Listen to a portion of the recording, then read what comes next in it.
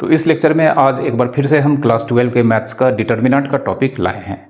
और आज इस लेक्चर में मैं आपको डिटर्मिनेंट के यूजेस क्या क्या होते हैं या क्या क्या हो सकते हैं, इन सब के बारे में इस लेक्चर में आपको डिस्क्राइब करके बताएंगे।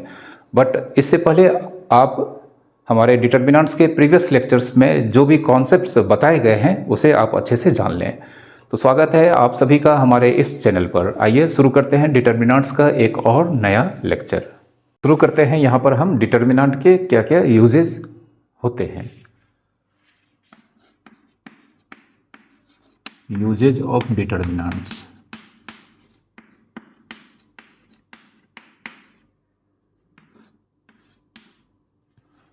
तो बेसिकली हमारे सिलेबस में इसके 3 यूजेस आपको बताए जाएंगे, जिसमें सबसे पहला यूज है जिसमें हम डिटर्मिनेंट को यूज़ करेंगे, डिटर्मिनेंट के कॉन्सेप्ट्स को यूज़ करेंगे, वह है किसी भी ट्रायंगल का एरिया फाइंड करना। और ट्रायंगल हमेशा प्लेन में होना चाहिए। मतलब कोई भी ट्रायंगल अगर प्लेन में है तो उसके एरिया को हम निकालने के लिए डिटर्मिनेंट्स को यूज़ कर सकते हैं। तो सबसे पहला यूज है to find the area of a triangle.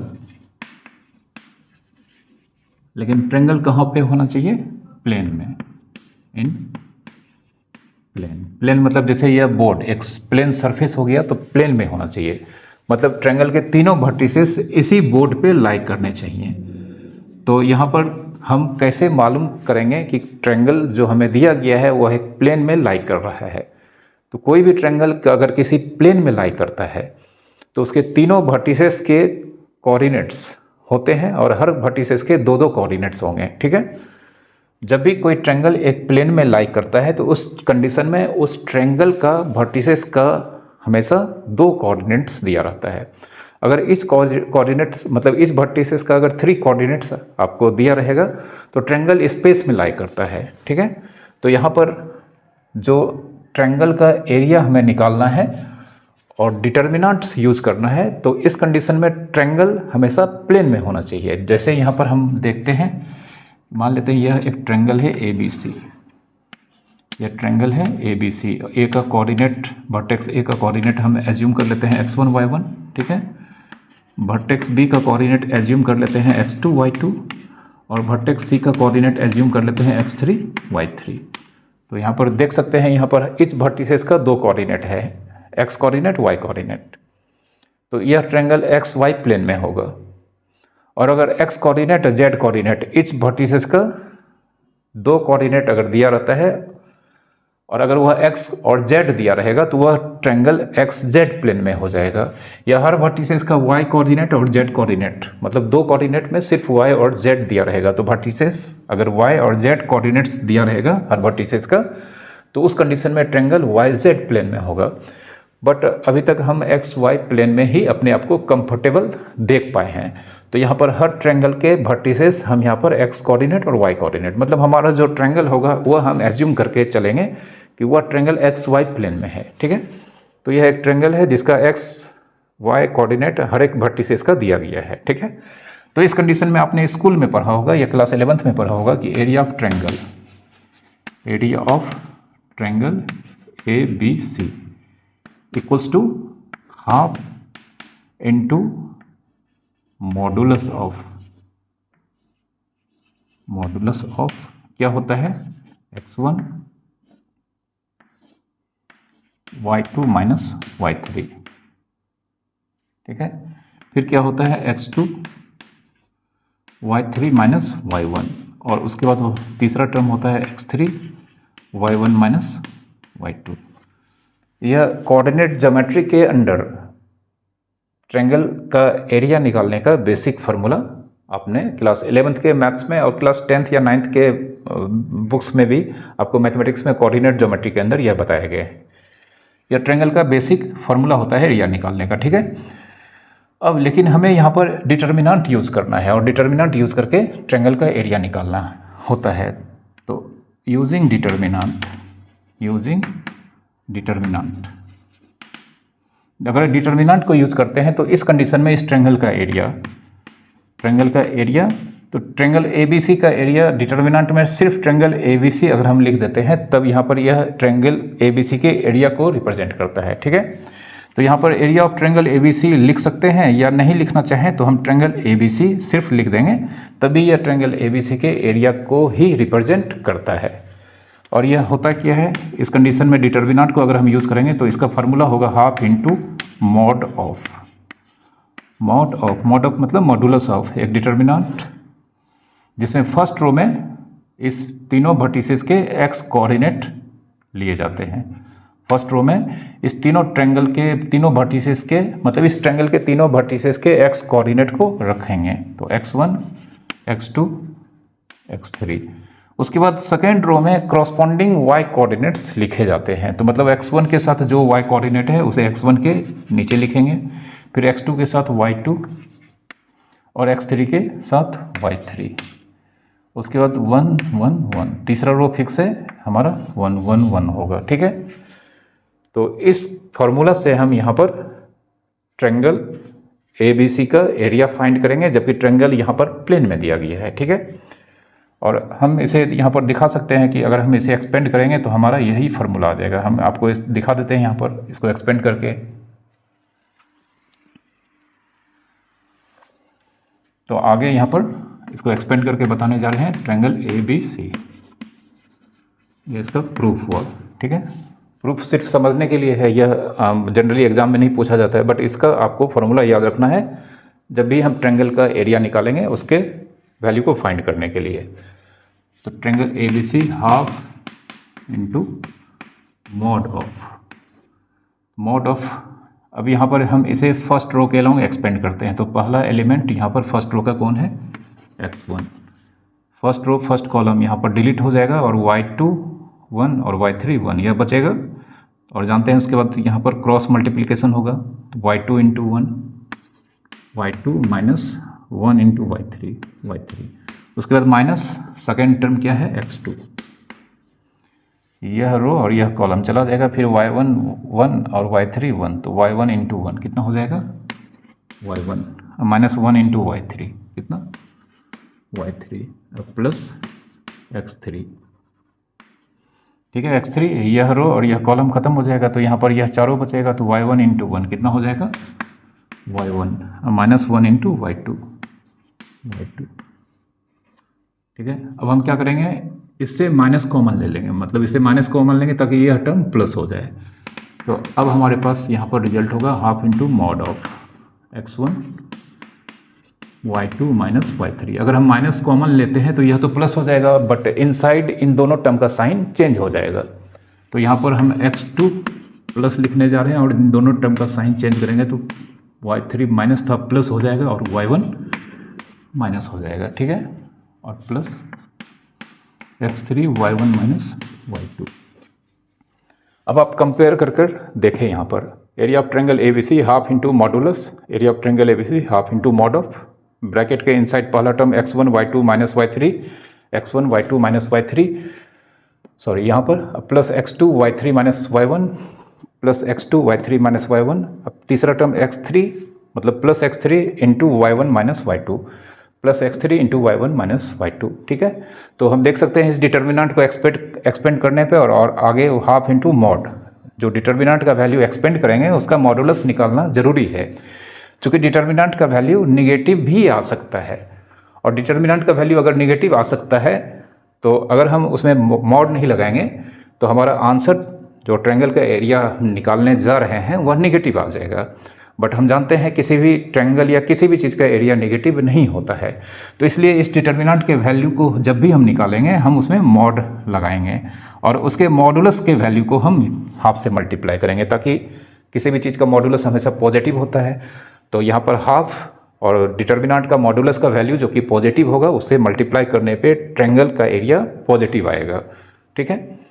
और यहाँ पर अब से हम ट्रायंगल का एरिया निकालने के लिए डिटर्मिनेंट के इस फॉर्मूला को यूज़ करेंगे, ठीक है। तो एक क्वेश्चन हम यहाँ पर आपको सॉल्व करके दिखाने जा रहे हैं, जिसमें हम डिटर्मिनेंट को यूज़ करके ट्रायंगल का एरिया फाइंड करने वाले हैं।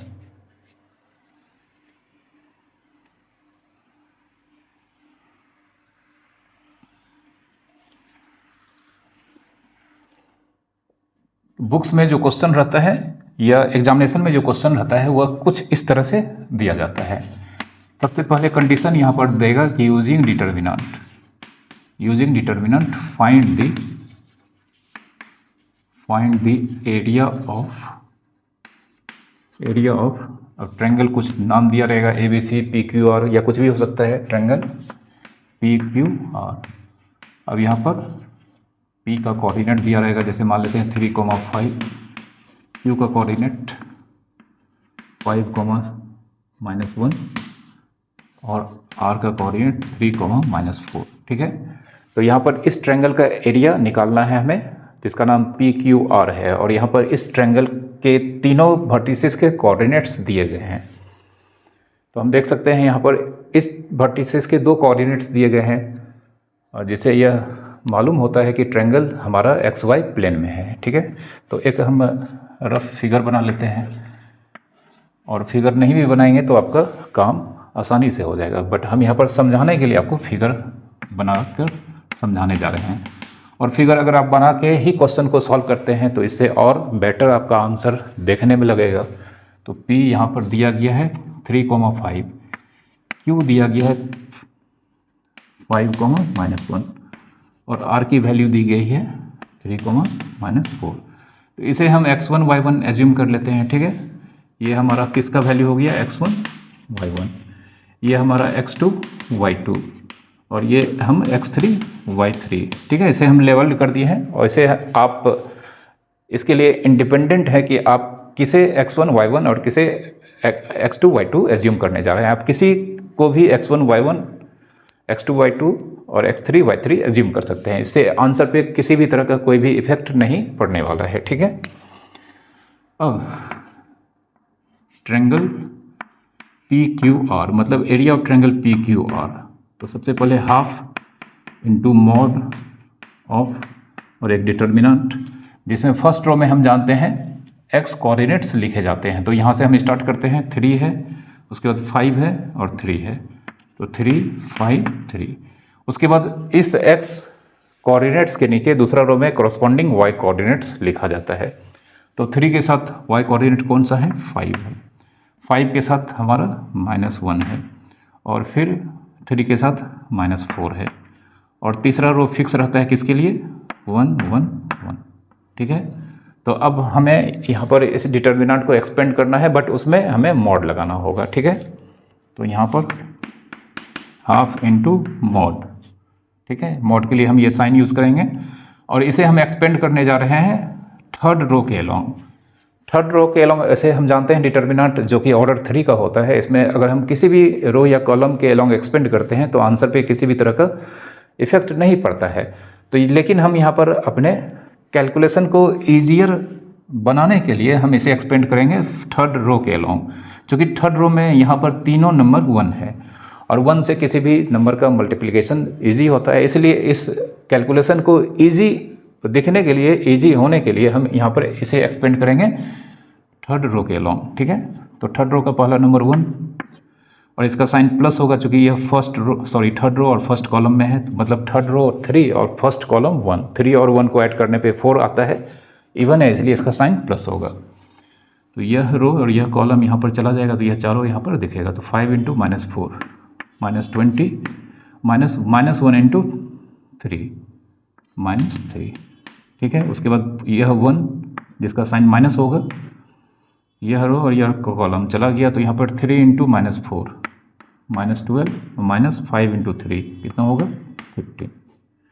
उसके बाद तीसरा 1 इसका साइन प्लस हो जाएगा, तो यह 1 और यह कॉलम चला गया, तो ये चारों बचेगा, तो 3 इंटू -1 -3 और -5 इंटू 5 कितना, 25।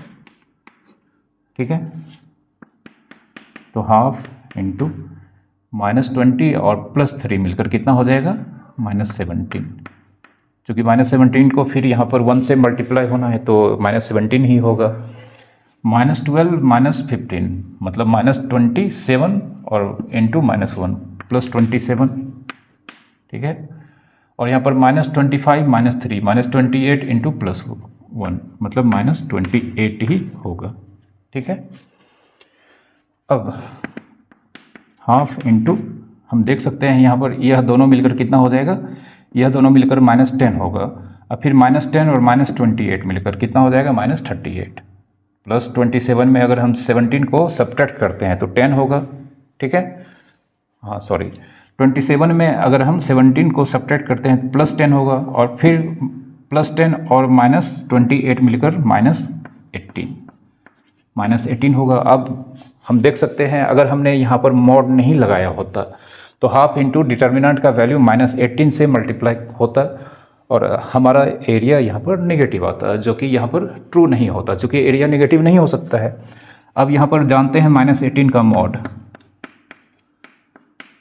+18 हो जाएगा, ठीक है, और यहाँ पर अल्टीमेटली यह आंसर कितना हो जाएगा, 9 यूनिट, ठीक है। तो इस ट्रायंगल का एरिया यहाँ पर 9 यूनिट होगा, ठीक है। तो इस तरह से आपको क्वेश्चंस सॉल्व करने हैं, और जब भी डिटर्मिनेंट्स के क्वेश्चन यहाँ पर ट्रायंगल के एरिया को निकालने से रिलेटेड आएंगे तो आपको उसमें कहीं ना कहीं यह चीज़ लिखा हुआ मिलेगा कि आपको डिटर्मिनेंट यूज़ करके फाइंड करना है। और जब यह चीज़ आपको लिखा हुआ मिल जाएगा तो आप किसी भी कंडीशन में जो 11th या 10th का एरिया निकालने का फॉर्मूला है वह आप नहीं लगा सकते हैं। आपको डिटर्मिनेंट का इस तरह का जो फार्मूला ट्रायंगल का एरिया निकालने के लिए बताया गया है, जो बताए हैं हमने, उसे ही आपको यूज़ करके ट्रायंगल का एरिया फाइंड करना होगा। ओके, और क्वेश्चन यहाँ पर आपको सॉल्व करके बताने जा रहे हैं।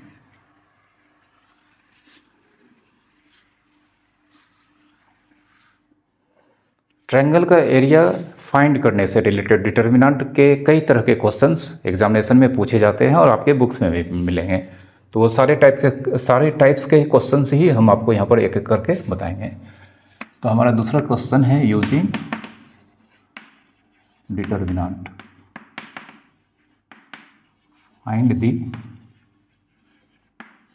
Area of triangle ABC with vertices. A का कोऑर्डिनेट दिया गया है -1 -6, बी का कोऑर्डिनेट -2 3 और सी का कोऑर्डिनेट 0, 5। ट्रायंगल ABC का एरिया निकालना है हमें, और इस ट्रायंगल ABC का तीनों वर्टिसेस का कोऑर्डिनेट्स यहाँ पर दिया गया है, ठीक है। तो एक बार हम इसके वर्टिसेस को लिख लेते हैं। ए का वर्टिसेस का कोऑर्डिनेट -1, -6 दिया गया है, बी का -2, 3 दिया गया है, -2, 3, और सी का कोऑर्डिनेट दिया गया है 0, 5, ठीक है। तो अब हम डिटर्मिनेंट्स के फार्मूला को लिखकर इसका एरिया निकालने जा रहे हैं। तो then area of triangle ABC, जिसे सिर्फ ट्रायंगल ABC लिख सकते हैं, और ट्रायंगल ABC के आगे हम यहाँ पर ना तो एरिया लिखेंगे ना एरिया ऑफ ट्रायंगल ABC लिखेंगे। अगर सिर्फ ट्रायंगल ABC का यहाँ पर हमने नेम ही मेंशन कर दिया तो यहाँ पर सिर्फ एरिया ऑफ ट्रायंगल के वैल्यू को यह रिप्रेजेंट करता है, ठीक है। तो यह half into mod of determinant, जिसमें फर्स्ट रो में तीनों वर्टिसेस का x कोऑर्डिनेट लिखा जाता है। तो हम यहाँ से स्टार्ट करते हैं -1 -2 0, -1 -2 0। उसके बाद सेकेंड रो में कोरस्पॉन्डिंग y कोऑर्डिनेट्स, मतलब जो x कोऑर्डिनेट हमने ऊपर में यहाँ पे लिखा है इसके नीचे हम इसके साथ जो y कोऑर्डिनेट है उसे ही लिखना होगा। तो -1 के साथ -6 है, -2 के साथ +3 है और 0 के साथ 5 है, और तीसरा रो फिक्स होता है किसके लिए, 1 के लिए, ठीक है। तो सबसे पहला काम यह होगा। अब यहाँ पर इस डिटर्मिनेंट को एक्सपेंड करेंगे, और आपको याद रखना है डिटर्मिनेंट को एक्सपेंड करने के लिए आप हमेशा यहाँ पर थर्ड रो, मतलब जिसमें 3 1 दिखाई देता है, उसे ही लेना आपके लिए बेनिफिशियल होगा, यूजफुल होगा। आपके कैलकुलेशंस के मिस्टेक्स होने के चांस कम हो जाएंगे, ठीक है। वैसे आपकी मर्जी है, आप किसी भी रो के अलॉन्ग एक्सपेंड करेंगे तब भी आंसर वही आता है। तो half into modulus 1, this row this column, यहाँ पर डिलीट हो जाएगा तो यह चारों बचेगा। तो -2 इंटू +5, -10 -3 इंटू 0 हो जाएगा। फिर इस 1 का साइन माइनस होगा, यह रो यह कॉलम फिर से यहाँ पर डिलीट हो जाएगा। तो -1 इंटू 5, -5 -6 इंटू 0, 0 ही होगा। फिर तीसरा 1, यह रो यह कॉलम खत्म हो जाएगा, तो -1 इंटू 3 -3 और -6 इंटू -2 मतलब 12 हो जाएगा। -6 इंटू -2 प्लस 12 होगा, और यहाँ बीच में माइनस रहेगा, उससे कोई फर्क नहीं पड़ता है। और यहाँ पर इसे मॉडुलस से इनक्लोज कर देंगे, ठीक है। यह -10 होगा, यहाँ पर +5 हो जाएगा, और यहाँ पर -3 मतलब -3 -12 मिलकर -15 इंटू +1 -15, तो हाफ इंटू हम देख सकते हैं यहाँ पर यह दोनों मतलब -15 -10 मिलकर -25 और -25 + 5 मिलकर -20 होगा, ठीक है। तो हाफ इंटू -20 का मॉड 20 होगा, ठीक है। -15 -10 -25 + 10, ठीक है। -20 का मॉड +20 और इस तरह से 10, यहाँ पर 10 यूनिट्स। इस कंडीशन में इस ट्रायंगल ABC का एरिया 10 यूनिट्स होगा, ठीक है। अब अपने दूसरे टाइप के क्वेश्चंस की ओर हम बढ़ते हैं। आपको इसके दूसरे टाइप्स के जो क्वेश्चंस हैं उसको बता रहे हैं।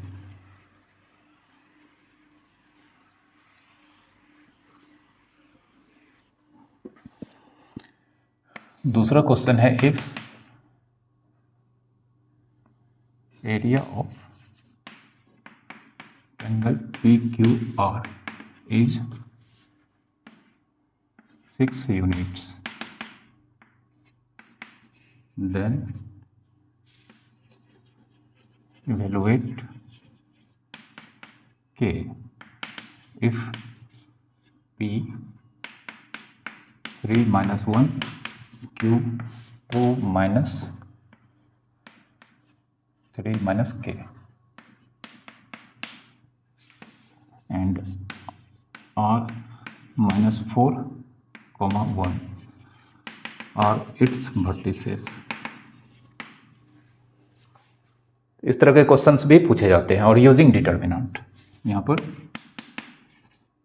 यूजिंग डिटर्मिनेंट, इस तरह के क्वेश्चन भी आपको बुक्स में मिलेंगे और एग्जामिनेशन में भी पूछे जाते हैं कि ट्रायंगल का एरिया दिया रहेगा, उसके तीनों वर्टिसेस भी दिए रहेंगे, बट किसी न किसी वर्टिसेस में एक अननोन क्वांटिटी मेंशन होगा और उसी अननोन क्वांटिटी की वैल्यू हमें फाइंड करनी है। लेकिन यह सब करना है हमें किसके यूज से? डिटर्मिनेंट के यूज से, ठीक है।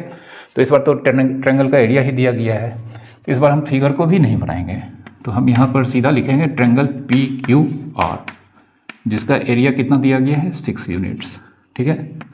यहाँ पर half into mod of first row में x कोऑर्डिनेट्स तीनों वर्टिसेस के, तो पहला पॉइंट P का x कोऑर्डिनेट 3, Q का 2 और R का -4।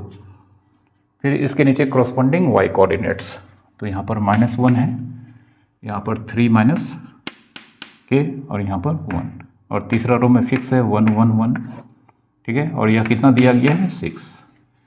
तो इस हाफ को तो हम उधर ही भेज देंगे, तो बचेगा यहाँ पर क्या चीज़? मॉडुलस ऑफ, तो मॉडुलस ऑफ, और यहाँ पर एक्सपेंड करने जा रहे हैं फर्स्ट रो के लॉन्ग, तो 1, ठीक है 1, तो यह रो यह कॉलम चला जाएगा 2 × 1, 2 -3 - K इंटू -4, तो यहाँ पर 3 - K इंटू -4 और यहाँ बीच में माइनस होती है 4 × 3 - K, ठीक है होगा। फिर इस 1 का साइन माइनस होगा, यह रो यह कॉलम चला जाएगा, तो यहाँ पर 3 × 1 3 -1 इंटू -4 +4, ओके। उसके बाद तीसरा 1, यहाँ पर 1, this row and this column यहाँ पर फिर से डिलीट हो जाएगा, तो 3 × 3 - K, इसे लिखते हैं 3 × 3 - K, -1 इंटू मतलब -1 इंटू -2, तो -2 और माइनस प्लस, ठीक है। और इक्वल्स टू 6 और 1/2 का 2 हम इस तरफ भेजेंगे तो यह मल्टीप्लाई हो जाएगा, ठीक है। इसको ऊपर में सॉल्व करते हैं, तो अब यहाँ पर 2 + 12 - 4K लिखते हैं, 2 + 4 3 = 12 - 4K, माइनस यहाँ पर 3 माइनस 4 मतलब -1 और माइनस माइनस क्या हो जाएगा, +1 होगा, ठीक है। और यहाँ पर यह 3 3 जा 9 और -3 के +2 इक्वल्स टू यहाँ पर कितना हो जाएगा, 12, ठीक है। अब यहाँ पर सारा नंबर जो विदाउट के वाला टर्म है उसको हम ऐड कर लेते हैं। तो यहाँ पर 2 9 11 1 12 12 24 और 2 26 होगा। इधर से भी ऐड कर लेते हैं, 12 2 14 1 15 15 9 24 और +2 26। उसके बाद के वाला टर्म यहाँ पर -4k और -3k मिलकर कितना हो जाएगा, -7k। इसका मॉडुलस कितना है, 12। अब इस साइड से हम मॉडुलस को हटाएंगे। तो आप जानते होंगे कि अगर इस तरह का मॉडुलस ऑफ x = a है तो जैसे ही हम मॉडुलस को हटाते हैं तो दूसरी ओर हमें +-a लगाना होता है। बट यहाँ पर आपको याद रखना है कि a हमेशा पॉजिटिव होना चाहिए। तो हम देख सकते हैं इस मॉडुलस का वैल्यू 12 है और यह पॉजिटिव है। तो अब हम मॉड को यहाँ पर रिमूव करने जा रहे हैं। तो 26 - 7k = +-12 होगा, ठीक है। अब इस -7k को हम दूसरी ओर ले जा रहे हैं और +-12 मतलब 26, अगर +-12 को हम LHS में लाएंगे तो -+12 और -7k को हम दूसरी ओर ले जाते हैं तो यह +7k होगा, ठीक है। तो एक बार यहाँ पर 26 - 12 और एक बार 26 + 12 जिसकी वैल्यू किसके इक्वल है, 7k के, ठीक है। तो 26 - 12 14 और 26 + 12 यह कितना हो जाएगा, 38 = 7k। अब 7 को इस साइड लाएंगे तो यह डिवीज़न हो जाएगा, ठीक है। मतलब 14/7 और 38/7 = k।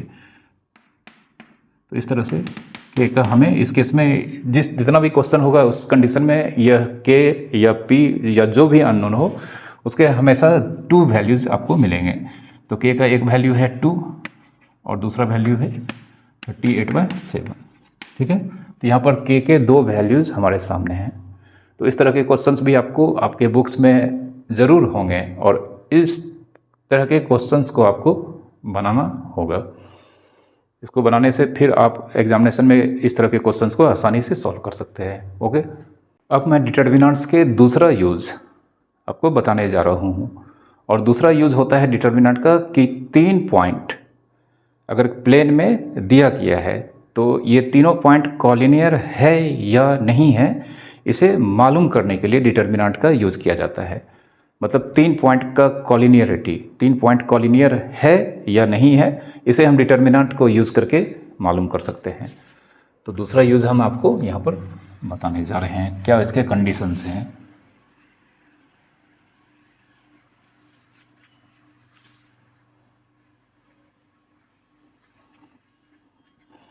तो दूसरा यूज़ है टू फाइंड द कॉलिनियरिटी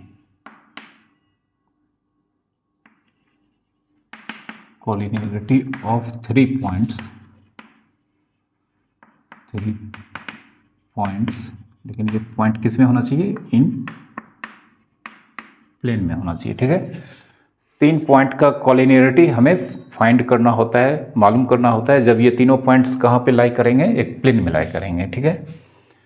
तो अब 3 पॉइंट कॉलिनियर या कॉलिनियर पॉइंट्स क्या होता है। तो कोई भी 2 पॉइंट, आपको मालूम है कि कोई भी 2 पॉइंट प्लेन में हो या स्पेस में हो, उससे होकर हमेशा एक लाइन पास करता है, मतलब एक यूनिक लाइन पास करता है। तो 2 पॉइंट ऑलवेज कॉलिनियर होता है। जब भी 2 पॉइंट एक लाइन से पास करेगा तो ये दोनों पॉइंट कॉलिनियर कहा जा सकता है। लेकिन कॉलिनियर होने के लिए, कॉलिनियर सबसे पहले 3 या 3 से अधिक पॉइंट, कॉलिनियर होने के लिए मिनिमम 3 पॉइंट होने चाहिए और ये तीनों ही पॉइंट आपको किसी एक प्लेन में लाई करने चाहिए। तो 3 या 3 से अधिक पॉइंट अगर एक प्लेन में लाई करता है और उन सारे पॉइंट से पास होकर अगर एक लाइन, एक सिंगल लाइन जाता है तो उस कंडीशन में ये सारे पॉइंट्स, मतलब ये 3 या 3 से अधिक पॉइंट्स कॉलिनियर होंगे, ठीक है। आपको याद रखना है कि 3 पॉइंट या 3 से अधिक पॉइंट अगर एक ही प्लेन में लाई करता हो, जैसे यहाँ पर हम देख सकते हैं, यहाँ पर ये 3 नहीं बल्कि 4 पॉइंट हमने लिया है ABCD, ये चारों के चारों ये प्लेन मतलब इस बोर्ड पे लाई कर रहा है, और यहाँ पर एक सिंगल लाइन अगर इन सब पॉइंट से पास करता है, जो यहाँ पर हमने दिखा है कि यह सिंगल लाइन इन चारों पॉइंट से होकर पास कर रहा है, तो ये चारों पॉइंट्स कॉलिनियर पॉइंट्स कहलाते हैं। तो कॉलिनियर पॉइंट्स होने के लिए आपको याद रखना है कि मिनिमम 3 पॉइंट्स कॉलिनियर होते हैं। 2 पॉइंट ऑलवेज कॉलिनियर होते हैं, 2 पॉइंट से हमेशा एक लाइन पास करेगा, बट 3 पॉइंट से एक लाइन पास कर भी सकता है, नहीं कर सकता। जैसे अगर हम A, B और C यहाँ लिख दें तो इस तरह से कोई लाइन नहीं जाएगा। तो 3 पॉइंट कॉलिनियर तभी होंगे जब उन तीनों पॉइंट से होकर एक लाइन पास करता हो, और इस कंडीशन में ये लाइन ऑफ कॉलिनियरिटी कहलाता है। इस कंडीशन में यह लाइन जो इन 3 या 3 से अधिक पॉइंट से पास कर रहा होता है, इसे लाइन ऑफ कॉलिनियरिटी कहा जाता है। ठीक है, तो यहाँ पर 3 पॉइंट कॉलिनियर हैं या नहीं हैं, इसके बारे में हम डिटर्मिनेंट को यूज़ करके मालूम कर सकते हैं।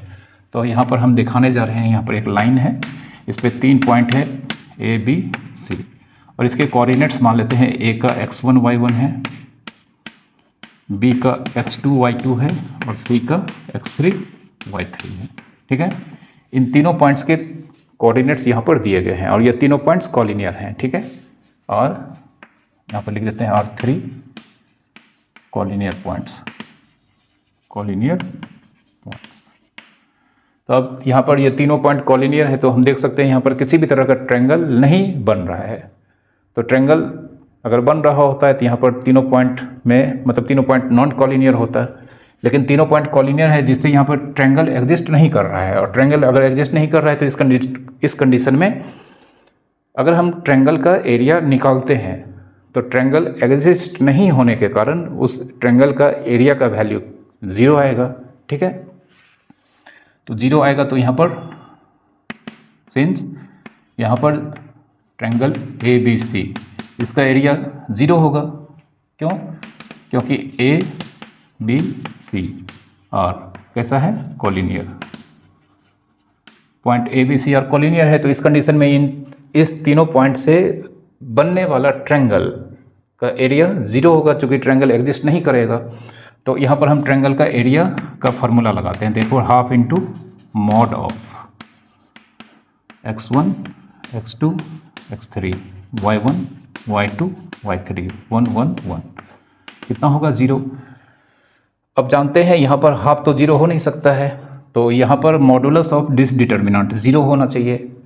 तो किसी भी नंबर का मॉडुलस अगर 0 होता है तो वह नंबर खुद 0 होता है। जैसे मॉडुलस ऑफ x अगर 0 है तो इस कंडीशन में x की वैल्यू को 0 होना होगा। तो मॉडुलस ऑफ डिसडिटर्मिनेंट 0 है और हाफ से इनटू हुआ है, दो चीज़ का अगर प्रोडक्ट 0 है तो उसमें से किसी भी एक को 0 होना होगा। तो हाफ तो 0 होगा नहीं। अब इस पूरे मॉडुलस का वैल्यू 0 है, तो मॉडुलस का वैल्यू 0 है तो जिसका मॉडुलस है वह 0 होना चाहिए। जैसे मॉडुलस ऑफ x है तो x को 0 होना होगा। तो यहाँ इस डिटर्मिनेंट का वैल्यू 0 होगा। तो therefore x1 x2 x3 y1 y2 y3 and 1 1 1 इसका वैल्यू कितना होगा, 0। और यही रिक्वायर्ड कंडीशन है। ठीक है, यही रिक्वायर्ड कंडीशन है कि 3 पॉइंट्स का कोऑर्डिनेट्स दिया गया है, तो हम इस तरह से एक डिटर्मिनेंट को यहाँ पर फॉर्म करेंगे और इस डिटर्मिनेंट को एक्सपेंड करके हम उसकी वैल्यू फाइंड करेंगे। और अगर डिटर्मिनेंट की वैल्यू 0 आ जाती है तो ये तीनों पॉइंट कॉलिनियर पॉइंट्स होंगे, और अगर 0 नहीं आती है तो ये तीनों पॉइंट्स नॉन कॉलिनियर पॉइंट होगा, और उस कंडीशन में एक ट्रायंगल फॉर्म होगा जिसका एरिया पॉजिटिव होगा। ठीक है, तो क्वेश्चंस इसके किस किस तरह के आपको बुक्स में मिलेंगे या एग्जामिनेशन में पूछे जा सकते हैं, वो सारे क्वेश्चंस हम आपको यहाँ पर बता रहे हैं।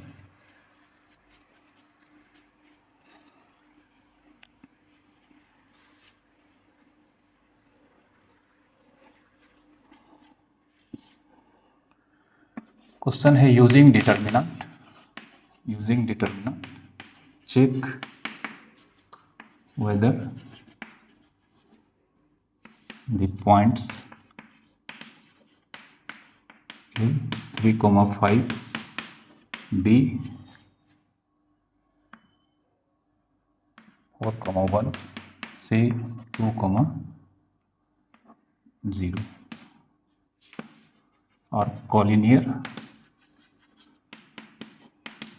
पॉइंट्स और not if not collinear then find the area of triangle so formed। Question में कहा गया है कि डिटर्मिनेंट को यूज़ करना है और यहाँ पर इस 3 पॉइंट्स के बारे में मालूम करना है कॉलिनियर है या नहीं है। और फिर आगे यह भी कहा गया है कि अगर यह तीनों पॉइंट कॉलिनियर नहीं होता है तो इस कंडीशन में जो ट्रायंगल फॉर्म होगा उसका हमें एरिया मालूम करना है। ठीक है, तो सबसे पहले हम यहाँ पर for A B and C to be collinear, ठीक है, यहाँ पर इन तीनों पॉइंट को कॉलिनियर होने के लिए एक डिटर्मिनेंट यहाँ पर फॉर्म करते हैं जिसमें फर्स्ट रो में इन तीनों पॉइंट का एक्स कोऑर्डिनेट होगा। तो ए का कोऑर्डिनेट एक्स कितना है 3, बी का 4 और सी का 2। फिर corresponding Y coordinate second row में, तो यहाँ पर 5, 1, 0 और तीसरा में 1, 1, 1। ठीक है, तो अगर यहाँ पर इन तीनों पॉइंट को कॉलिनियर होना है तो इस डिटर्मिनेंट का वैल्यू यहाँ पर हम एक्सपेंड करके निकालेंगे और 0 आना चाहिए। तो देखते हैं, थर्ड रो के लॉन्ग एक्सपेंड करने जा रहे हैं तो 1, ठीक है, यह रो यह कॉलम खत्म हो जाएगा तो यहाँ पर 4 × 0, 0 और 1 × 2, फिर माइनस दूसरा 1, ठीक है, तो यह रो और यह कॉलम खत्म हो जाएगा। तो फिर 3 × 0, 0 माइनस 5 2 10 प्लस 1, यह रो यह कॉलम खत्म हो जाएगा। 3 × 1, 3 माइनस 5 4 20, तो यह हो जाएगा हमारा -2 और यह हो जाएगा हमारा +10 और यह हो जाएगा हमारा -17। ठीक है, -2 माइनस +10 और यह -17। तो हम देख सकते हैं यह 0 तो नहीं आया है, तो -17 -2 -19 और +10 मिलकर -9, 0 नहीं है। ठीक है, तो यह 0 नहीं है, तो देयरफॉर यह तीनों पॉइंट नॉन कॉलिनियर पॉइंट्स होगा। ठीक है, देयरफॉर ए बी सी और नॉन कॉलिनियर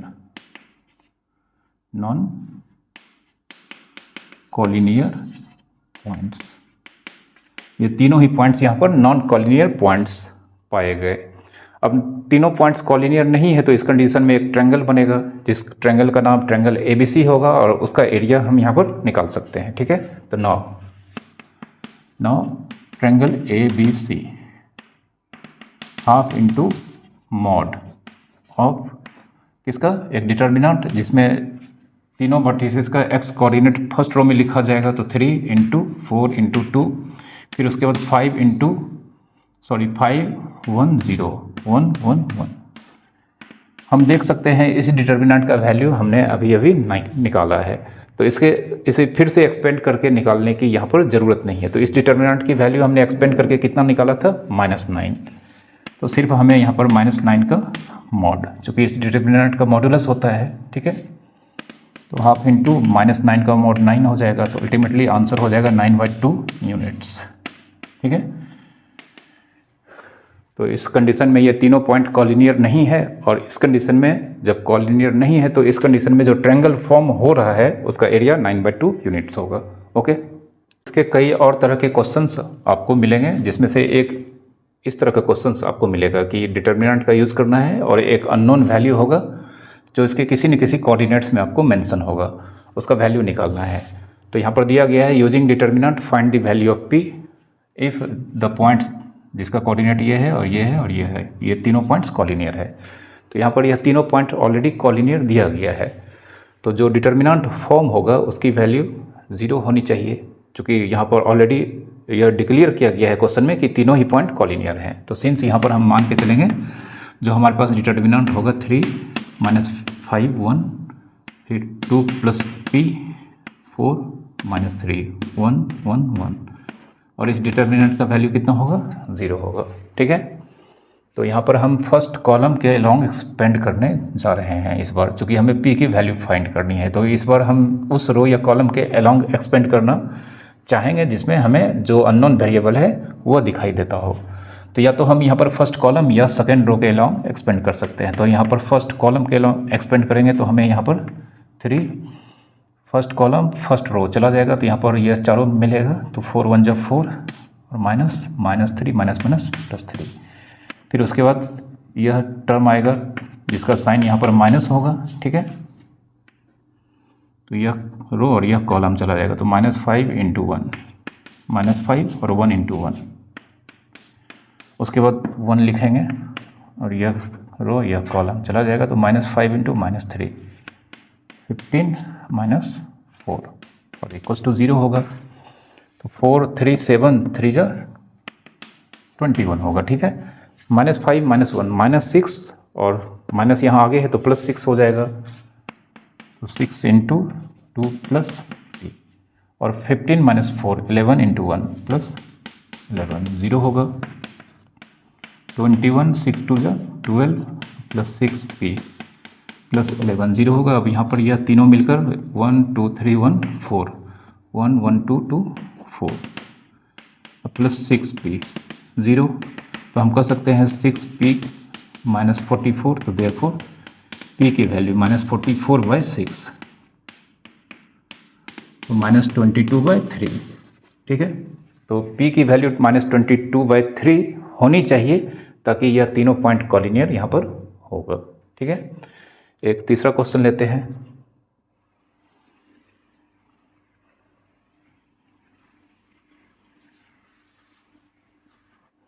तीसरा क्वेश्चन है using determinant determine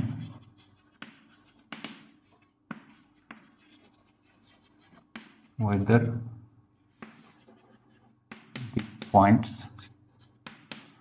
3, -6 -2, 4 and -1, 2 are collinear or not, are collinear or not। इस क्वेश्चन में सिर्फ हमें यह मालूम करना है कि यह तीनों पॉइंट कॉलिनियर है या नहीं है। इसके अलावा हमें कुछ यहाँ पर नहीं करना है। तो अगर यह तीनों पॉइंट कॉलिनियर होगा तो यहाँ पर जो डिटर्मिनेंट हम एक्सपेंड करके निकालेंगे उसकी वैल्यू 0 होनी चाहिए। तो 9 डिटर्मिनेंट जो कि सबसे पहला रो में एक्स कोऑर्डिनेट्स यहाँ पर लिखेंगे 3 -2 -1। दूसरा रो में करस्पॉन्डिंग वाई कोऑर्डिनेट्स तो -6 4 and 2 और तीसरा रो में 1 1 1। ठीक है, अब इसे एक्सपेंड करते हैं और अगर 0 आ जाता है तो ये तीनों पॉइंट कॉलिनियर होगा, अदरवाइज तीनों ही पॉइंट नॉन कॉलिनियर कहलाएंगे। तो यहाँ पर थर्ड रो के लॉन्ग एक्सपेंड करेंगे तो 1 यह रो यह कॉलम चला जाएगा। तो -2 × -2 -4 × -1। ठीक है, फिर उसके बाद यह 1 लिखेंगे, यह रो यह कॉलम चला जाएगा। 3 2 जा 6 -6 × -1। ठीक है, नेक्स्ट तीसरा 1 यह रो यह कॉलम चला जाएगा। 3 4 जा 12 -6 × -2 तो यह भी 12। तो हम देख सकते हैं यह सारा कैंसिल हो जा रहा है। तो यहाँ पर 1 × 0 -1 × 0 + 1 × 0 0। ठीक है, तो यहाँ पर इस डिटर्मिनेंट का वैल्यू 0 आया है। तो यहाँ पर ये तीनों पॉइंट्स कॉलिनियर होंगे। तो यहाँ पर हमें लिखना होगा hence these are collinear points. Collinear points, यहाँ पर जो ये 3 पॉइंट्स दिए गए हैं ये तीनों ही पॉइंट्स कॉलिनियर पॉइंट्स हैं। ठीक है, अब इसका एक तीसरा यूज होता है जो कि बहुत ही महत्वपूर्ण यूज है, और वह यह होता है कि किसी भी स्ट्रेट लाइन का इक्वेशन एक प्लेन में हमें मालूम करना होता है जब यह कोई भी 2 फिक्स्ड पॉइंट से पास कर रहा होता है। ठीक है, तो इसके क्वेश्चंस को हम यहाँ पर आपको बता रहे हैं और इसके कॉन्सेप्ट्स को भी बताएंगे। तो इसका तीसरा यूज है to find the equation equation of a straight line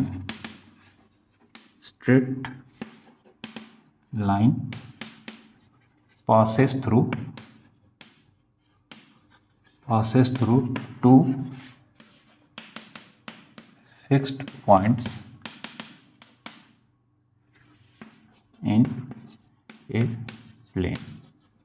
ठीक है, स्ट्रेट लाइन का इक्वेशन फाइंड करने में जब कोई भी स्ट्रेट लाइन दो फिक्स्ड पॉइंट से पास करते हैं और यह दोनों मतलब यह स्ट्रेट लाइन एक प्लेन में होता है, तो आप कोऑर्डिनेट ज्योमेट्री में जानते होंगे।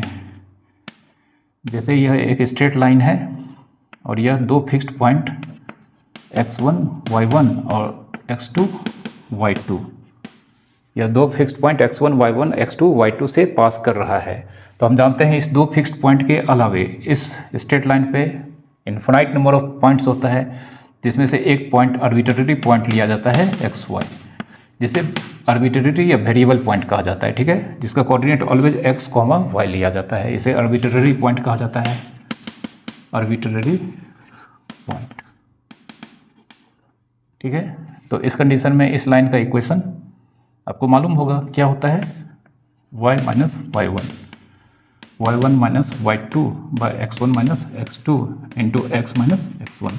यह कोऑर्डिनेट ज्योमेट्री में आपने पढ़ा है। ठीक है, बट हम यहाँ पर डिटर्मिनेंट को यूज़ करके स्ट्रेट लाइन का इक्वेशंस को फाइंड करेंगे जब वह दो फिक्स्ड पॉइंट से पास कर रहा होगा। तो हम इसका सीधा एक क्वेश्चंस लेकर ही आपको बताने जा रहे हैं। क्वेश्चन कुछ इस तरह का है, using determinant find the equation of a straight line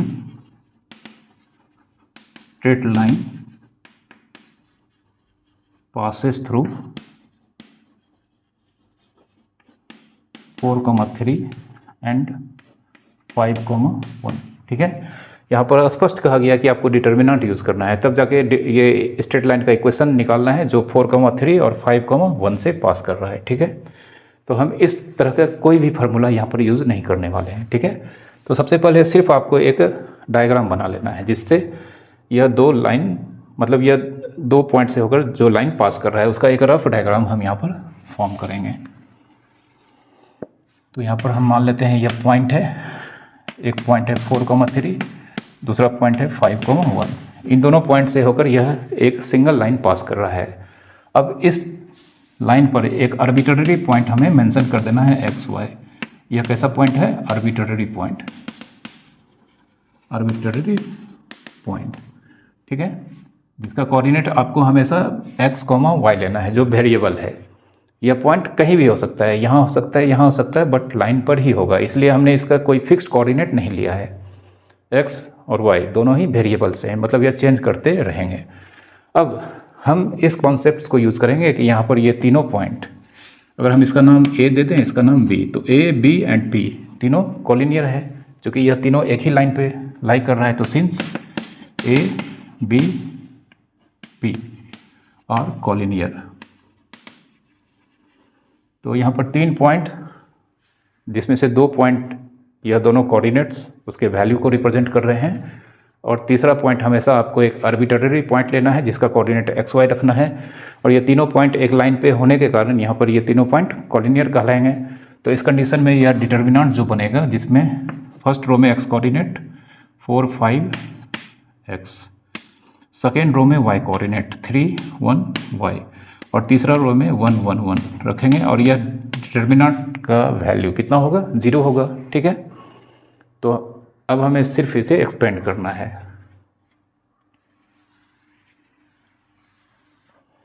तो इसे हम कहीं से भी एक्सपेंड कर सकते हैं। ठीक है, तो रो 3 के लिए एक्सपेंड करते हैं 1 ब्रैकेट में 5 into Y, 5y minus 1 into X, फिर -1 4 into Y, 4y minus 3 into X, फिर +1 4 इंटू 1 4 माइनस 3 इंटू 5 15 बराबर 0। ठीक है, तो ब्रैकेट को ब्रेक करते हैं, 5y minus x minus 4y plus 3x, और यहाँ -11 0 होगा।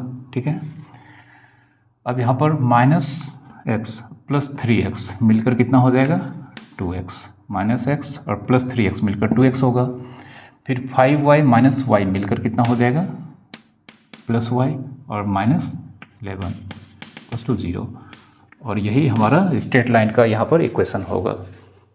इस स्ट्रेट लाइन का इक्वेशन यहाँ पर इन दोनों पॉइंट से पास करने वाले लाइन के इक्वेशन को रिप्रेजेंट करता है। ठीक है, अब यह हमारा इक्वेशन सही आया है या नहीं आया है यह हम चेक कर सकते हैं। x और y कोऑर्डिनेट को इसमें पुट करेंगे LHS में, RHS 0 आएगा। जैसे अगर हम 4 3 पुट करते हैं x और y के प्लेस पे तो 4 2 8 प्लस 3 11 प्लस 11 माइनस 11 0 सेटिस्फाइड कर रहा है। इसे भी पुट करके हम देख सकते हैं तो 5 2 10 और y का वैल्यू 1 तो 10 और 1 11 माइनस 11 0। तो हम देख सकते हैं यह x और y दो वेरिएबल में स्ट्रेट लाइन के इक्वेशन को रिप्रेजेंट कर रहा है जो पास कर रहा है 4,3 और 5,1 से। ठीक है, तो डिटर्मिनेंट को यूज़ करके स्ट्रेट लाइन का इक्वेशन निकालने का कोई फार्मूला नहीं बट ये कॉन्सेप्ट है। तो आपको हमेशा एक फिगर बना लेना है, 2 पॉइंट जिसे होकर लाइन पास कर रहा है उसे मेंशन कर देंगे, एक तीसरा पॉइंट लेंगे आर्बिट्रेरी और तीनों पॉइंट कॉलिनियर होगा। तो इस केस में डिटर्मिनेंट का वैल्यू जो हम पढ़ चुके हैं, 3 पॉइंट अगर कॉलिनियर होता है तो एक डिटर्मिनेंट इस तरह से लिखते हैं और उसकी वैल्यू एक्सपेंड करने के बाद 0 आती है। तो यहाँ पर चूंकि तीनों पॉइंट ऑलरेडी कॉलिनियर है तो डिटर्मिनेंट का वैल्यू 0 होगा और एक्सपेंड करके हम इसे सिंप्लीफाई करेंगे। अल्टीमेटली हमें लास्ट में एक वेरिएबल x और y के टर्म में इक्वेशन मिलेगा जो कि रिक्वायर्ड लाइन का इक्वेशन कहलाएगा। ठीक है, तो इस लेक्चर को आज हम यहीं पर समाप्त करते हैं। तो इस लेक्चर में हमने डिटर्मिनेंट्स के जितने भी यूजेज हमारे सिलेबस में दिए गए हैं उन सब के बारे में आपको बताया है। आई होप आप इन सारे कॉन्सेप्ट्स को अच्छे से समझ पाए होंगे। तो अगर आप हमारे लेक्चर्स को देखते हैं, इससे आप बहुत कुछ सीख पाते हैं, इससे आप बहुत कुछ समझ पाते हैं, तो प्लीज़ आप इसे लाइक करें और शेयर करें। और चैनल को अगर आपने अब तक सब्सक्राइब नहीं कर रखा है तो प्लीज़ आप जल्दी से इसे सब्सक्राइब कर लें। Thank you very much for watching.